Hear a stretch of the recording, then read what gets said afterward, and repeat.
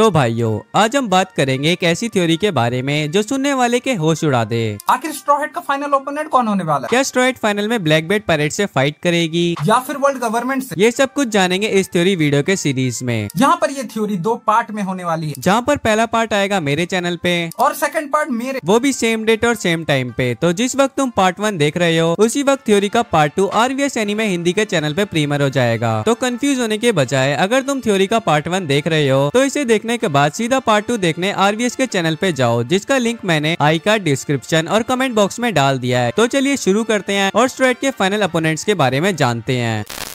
One piece अभी अपने final saga में चल रहा है और फाइनल वॉर में ज्यादा टाइम भी नहीं बचा है। अब सवाल ये उठता है आखिर कौन होगा स्ट्रॉ हैट क्रू का फाइनल अपोनेंट। इन चीजों को लेके मेन कंफ्यूजन है, क्या वो ब्लैक बेल्ट पायरेट्स होंगे या वर्ल्ड गवर्नमेंट की तरफ से इमू का ग्रुप। क्योंकि वन पीस को ध्यान से देखें तो आप नोटिस कर सकते हो ये दोनों ही ग्रुप स्ट्रॉ हैट के लिए परफेक्ट फाइनल अपोनेंट हो सकते हैं। अगर बात की जाए ब्लैक बेल्ट पायरेट्स की, उसमें भी खास करके ब्लैक बियर्ड की, तो ब्लैक बियर्ड ने भी लूफी की तरह ही जब उसके पास कुछ भी नहीं था तब अपनी जर्नी को स्टार्ट किया था, पर ब्लैक बियर्ड ने लूफी से एकदम उल्टे रास्ते अपनाए। वो सबसे पहले व्हाइट बेल्ट पायरेट से मिलके इनके क्रू में गया, फिर व्हाइट बेल्ट पायरेट्स को धोखा दिया। लेकिन बात यहीं खत्म नहीं हो जाती। जाया आर्क के टाइम जब Luffy and black belt first time मिलते हैं, वहाँ वो ब्लैक बेल्ट लेजेंडरी लाइन बोलता है,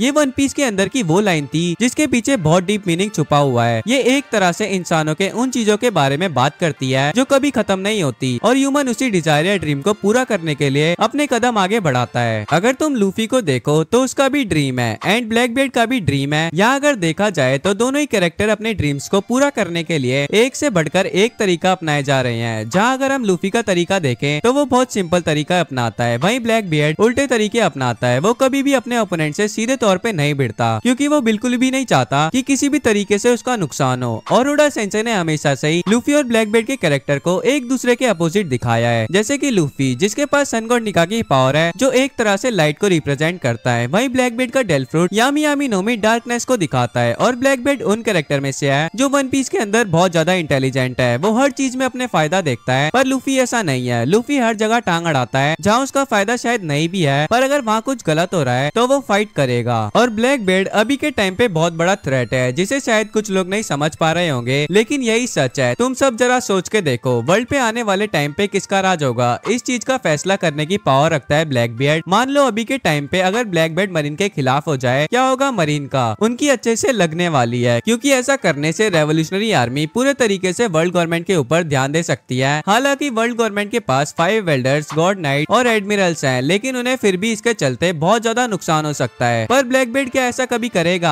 नहीं। वो मौके का फायदा उठाएगा। वो शायद लास्ट तक सबको आपस में लड़ने दे और एकदम वन पीस के एंड में उनके ऊपर हमला करे, जैसे मरीन फोर्ड में ब्लैक बेल्ट करता है। और जरा सोच के देखो, जिस वक्त वर्ल्ड गवर्नमेंट रेवोल्यूशनरी आर्मी से फाइट कर रही होगी, साथ में शायद आधी दुनिया उसके खिलाफ हो चुकी होगी और लूफी पायरेट किंग बनने के बाद अपने क्रू और अपने अलायंस के साथ वर्ल्ड गवर्नमेंट के साथ फाइट कर रहा होगा और वो उसको हटाने के चक्कर में हो, एंड तभी एंट्री होगी ब्लैक बेल्ट और उसके क्रू की। ये वो समय होगा जब दोनों ही पार्टी फाइट करते करते थक चुकी होंगी और ब्लैक बेल्ट वहाँ थर्ड पार्टी कर रहा होगा। उस समय ब्लैक बेल्ट वर्ल्ड के लिए सबसे बड़ा थ्रेट होगा और वो शायद वर्ल्ड गवर्नमेंट को हटा के न्यू रूलर बन जाए एंड फिर हमें final fight straw hat pirates versus black belt pirates के बीच में देखने को मिले। और ब्लैक बेल्ट पायरेट्स का इतना सब कुछ कर लेने के बाद क्या कोई दम रखता है जो इन्हें रोक पाएगा? नहीं। एक्सपेक्ट स्ट्रॉ हैट क्रू के। और यहाँ से जर्नी स्टार्ट होगी इस सीरीज के सबसे बड़े विलन की। ब्लैक बेल्ट और उसका क्रू सीरीज के एंड तक आते आते इतने ज्यादा ताकतवर हो चुके होंगे कि इनसे शायद ही कोई लड़ने का सोचे। तो अगर हम इस चीज के बारे में ध्यान से सोचें तो फाइनल में जब बैटल होगी black belt pirate versus straw hat pirates की, तो ये सबसे खतरनाक फाइट होगी जहां हम इन दोनों क्रू के 1 वर्सेस 1 बैटल को देखें। तो चलो अब शुरू करते हैं straw hat pirates versus black belt pirates के बीच में 1 वर्सेस 1 फाइट की। उससे पहले अगर स्ट्रॉ हैट क्रू की पॉसिबल फाइनल बाउंटीज के बारे में जानना है तो मैंने वीडियो बना रखी है, आई कार्ड और डिस्क्रिप्शन में डाल दूंगा, इस वीडियो के बाद देख लेना। और अभी तक वीडियो को लाइक नहीं करा तो कर लो, मेरे को और RVS भाई को मोटिवेशन मिलेगी आगे और वीडियो बनाने की। तो चलो अब आगे बढ़ते हैं।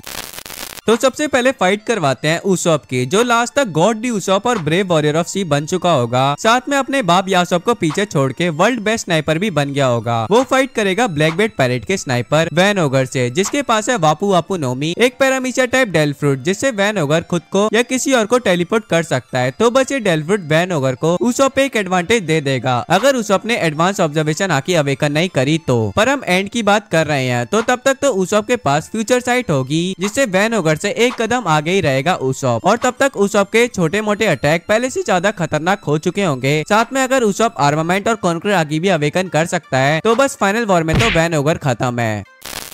तो अब किंग ऑफ हेल्थ जोरो की बात करें तो जोरो फाइनल तक मियो को डिफीट कर चुका होगा और वर्ल्ड स्ट्रॉन्गेस्ट स्वॉर्ड्समैन भी बन गया होगा। तो अब स्वॉर्डमैनशिप के बेसिस पे जोरो फाइट करेगा शिरियो से, जिसके पास है सुके सुके नोमी, एक पैरामीशिया टाइप डेल फ्रूट है जिससे खुद को और किसी और को इनविजिबल कर सकता है। तो अब ये चीज शिरियो को जोरो पे एडवांटेज तो देगा, पर जोरो तो लास्ट तक वन पीस के कुछ गिनती के कैरेक्टर में से एक हो गया होगा जिसके पास तीनों हाकी होगी, साथ में तीनों के एडवांस वर्जन होंगे। और तब तक जोरो अपनी लेफ्ट आई भी ओपन कर चुका होगा जिसके राज के बारे में आगे पता चलेगा। तो अब ये मत सोचना कि जोरो ने अगर ये सब कर लिया तो शिरियो के कोई चांस नहीं है जोरो के सामने, तो ऐसा बिल्कुल भी नहीं है। शिरियो एक साइकोपाथ है, साथ में मास्टर स्वॉर्ड्समैन है और ये भी आगे कॉन्करर हाकी को अवेकन कर सकता है। और ब्लैक बेल्ट पैरेट में ब्लैक बेल्ट के बाद कुसान को हटा दे तो फिर शिरियो स्ट्रॉन्गेस्ट है, तो इसे वीक मत समझना। बाकी कुसान के रोल के बारे में आगे वीडियो में बताता हूँ। बाकी जोरो की फाइनल फाइट शिरियो के साथ में शिरियो की स्ट्रेंथ को भी दिखाएगी अच्छे से। तो अब है डेविल चाइल्ड निको रॉबिन, जिसकी फाइट होगी कैटेनिया डेवन से। और कैटेनिया डेवन को देखो तो इसके पास है इनु इनु नोमी मॉडल क्यूबिनो कीचुने, जिससे जिसको भी टच करती है उसके जैसा बन सकती है। और इसने एगेड आर्क के अंदर सैटर्न को टच कर लिया है और जिसके चलते अब कैटेनिया डेवन सैटर्न भी बन सकती है। और सैटर्न के पास जिस तरीके की पावर है, अगर कैटेनिया डेवन भी उन पावर को यूज करती है तो ये बहुत जबरदस्त होगा। तो अब ये मत सोच लेना फिर तो निको रॉबिन के कोई चांस नहीं है कैटेनिया डेवन के सामने, पर ऐसा नहीं है। रॉबिन लास्ट तक अपने डेल फ्रूट को अवेकन कर चुकी होगी, साथ में आर्मामेंट हाकी भी होगा रॉबिन के पास। ऊपर से रॉबिन के पास डेल फ्रूट इवॉल्व हो रखा है जिसे डेमोनियन फ्लूर यूज कर सकती है, जिसका यूज करके रॉबिन ने ब्लैक मारियो को पीटा था। तो अब ये फॉर्म निको रॉबिन अवेकन डेल फ्रूट के साथ करती है। तो जैसा हाल रॉबिन ने ब्लैक मारिया का करा था वैसा ही हाल कैटेनिया डेवन का करेगी। और निको रॉबिन के पास दिमाग बहुत ज्यादा है, तो एंड तक निको रॉबिन क्या क्या सीख सकती है और कर सकती है हम इमेजिन भी नहीं कर सकते। और ओडा सेंसेई जिस तरीके से धीरे धीरे पावरफुल बनाते जा रहे हैं, इन दोनों की अगर बैटल होती है तो देखने में मजा आएगा। आगे हम चॉपर वर्सेस डॉक्यू की बैटल को देखने मिल सकती है, क्योंकि दोनों ही अपने क्रू के डॉक्टर हैं, जिसमें से चॉपर को तो सब जानते ही हैं। तो डॉक्यू के बारे में बताऊं तो इसके पास है शिक्कू शिक्कू नोमी, जिससे ये डिजीज और प्लेक्स फैला सकता है, जिसके यूज से किसी का जेंडर तक चेंज कर सकता है। तो ये एक डॉक्टर होते हुए भी बुरा काम करता है। वहीं चॉपर एक अच्छा डॉक्टर है जो वन पीस वर्ल्ड की सारी बीमारी को खत्म करना चाहता है। तो अब तो दोनों की फाइनल फाइट तो पक्का होगी, जिसमें डॉक्यू सबको बीमार करेगा और चॉपर सबको ठीक करेगा। और चॉपर लास्ट तक अपने डेल फ्रूट को अवेकन कर सकता है और ऑब्जर्वेशन और आर्मामेंट हाकी भी अवेकन कर सकता है। तो डॉक्यू तो चॉपर से पिटेगा ही, साथ में डॉक्यू का हॉर्स स्ट्रॉन्गर भी चॉपर के हाथों से पिटेगा। और बाकी चॉपर एक रेनडियर है, तो ये एनिमल से भी बात कर सकता है, तो जिससे क्या पता स्ट्रॉन्गर को खुद की तरफ ले ले, जिससे स्ट्रॉन्गर और चॉपर दोनों मिलकर डॉक्यू की मारेंगे।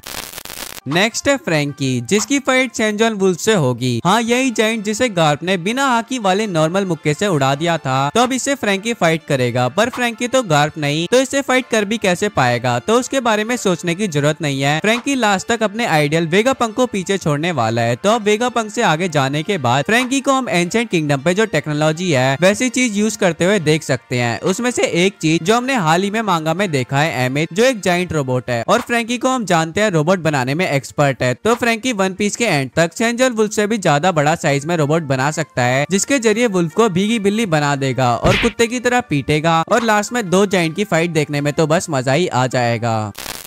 नेक्स्ट फाइट मेरे हिसाब से होनी चाहिए जिनबे वर्सेस जीसस बर्गस की। ये दोनों ही अपने अपने क्रू के हेल्प्समैन हैं, साथ में दोनों पावर हाउस हैं अपने अपने क्रू के, जिसमें से जीसस बर्गस ने रिक्की नोमी एक पैरामीशिया टाइप डेल फ्रूट खाया है, जिससे इसकी स्ट्रेंथ बहुत ज्यादा बढ़ गई है, जिसकी एक झलक इसने black belt pirates versus hard pirates की फाइट में दिखाया है। तब जीसस बर्गस ने माउंटेन के एक पार्ट को उठा के फेंका था हार्ड पायरेट की तरफ। तो अब ऐसे मॉन्स्टर से फाइट करने के लिए जिनबे ही बेस्ट रहेगा, क्योंकि जिनबे एक फिशमैन है, तो एक नॉर्मल ह्यूमन से 10 गुना ज्यादा स्ट्रॉन्ग ऑटोमेटिकली बन गया है। और जिनबे एक एक्सपर्ट है फिशमैन कराटे में, वहीं जीसस बर्गस रेसलिंग में एक्सपर्ट है। और जिनबे की आर्मामेंट हाकी को इसने बिग मॉम और हु के सामने दिखाया था कितनी ज्यादा स्ट्रॉन्ग है। और जिनबे जैसे कैरेक्टर को उसके हिसाब से कॉन्करर हाकी भी मिलेगी आगे। तो अब बस इन दोनों पावर हाउस के बीच की फाइट वन पीस वर्ल्ड की धरती हिला देगी।